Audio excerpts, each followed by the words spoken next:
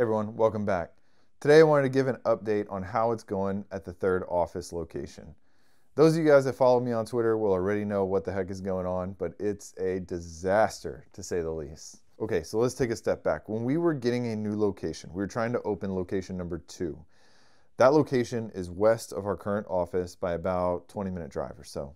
We loved 2 doctors for that location. One happened to live right around the corner, and the other one lived like 15 to 20 minutes east of our main office. So it'd be like a 40-minute drive out there. So based off of the distance, we offered it to the guy who lived closer to that office because they're more likely to stick around if they work around the corner from where they live and they don't have to spend 40 minutes each way in the car. So while I was turning down this other doctor for the job west of our main office, I knew that she was closing an office where she lived, which is about 10 minutes east of where our office is at, 10 to 20 minutes east of where our office is at. So, the whole time I asked her, why do you want to do this? Because she doesn't want to run a business anymore. Get it, kids going to college. She doesn't want to deal with employees not showing up. Totally valid reason to not own your business anymore. So half jokingly, I kind of told her, I said, what if we just take over this location and we hire you on board? And she said, you know what?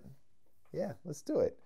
With the idea that we would have to take over that lease and we would have to stay at that location. Now look, in real estate, everyone knows location matters. And her location that she was at, it's not terrible, but there's no way I would ever pick this location. The landlord is this nice guy.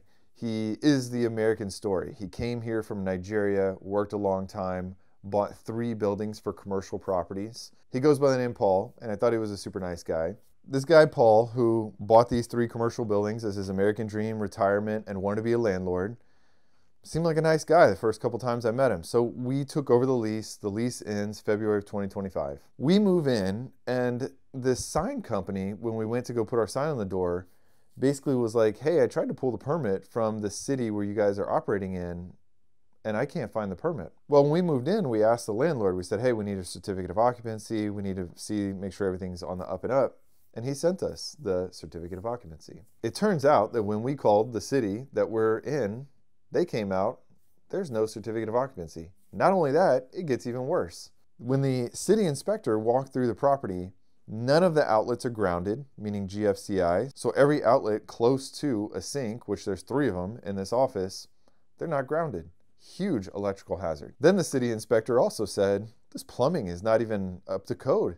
You guys got to fix this. You guys potentially have to blow this wall out. You got to dig up the concrete and expose all of this plumbing. So it gets even worse. Not only this, that they tell us we got to fix all these things, which we're wondering how we're going to financially do this, shut us down, cannot operate the business anymore, and shut the power off. We talk to the city, we get the power back on because we have vaccines in there. We move vaccines from that clinic to the main office so that it doesn't happen again. We don't want to lose a couple $1,000s worth of vaccines. And it continues to get even worse, is that after we shut the power off and then shut it back on, the air conditioner no longer works. It turns on, but it's only blowing hot air. And the story continues to get worse in that when we try to call the landlord, and to this time of recording, it's been over a week now that we've been dealing with this, the landlord still hasn't gotten back to me. He's out of the country, back in Nigeria. The city inspector essentially told us he felt so bad for us that he could pass us, but we'd have to fix all these things before then, and we could just kind of basically slap lipstick on it and make it safe, meaning electrical needs to be updated. The plumbing needs some sort of vent to vent the plumbing. I don't know anything about plumbing. And he said he would talk to the landlord about digging into the pipes and everything to make sure that it gets up to code. What a disaster. So I call a real estate attorney, and the real estate attorney wants minimum $3,500 on retainer. He said it's probably gonna take about $5,000 to review our case and go back and forth with this.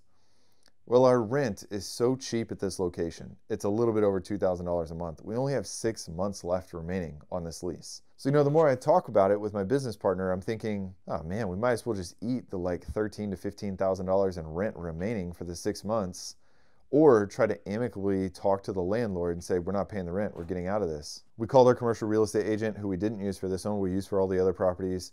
She felt bad for us. We found another space. We're going to move into that. We're going to get into the other space in about 3 or 4 weeks.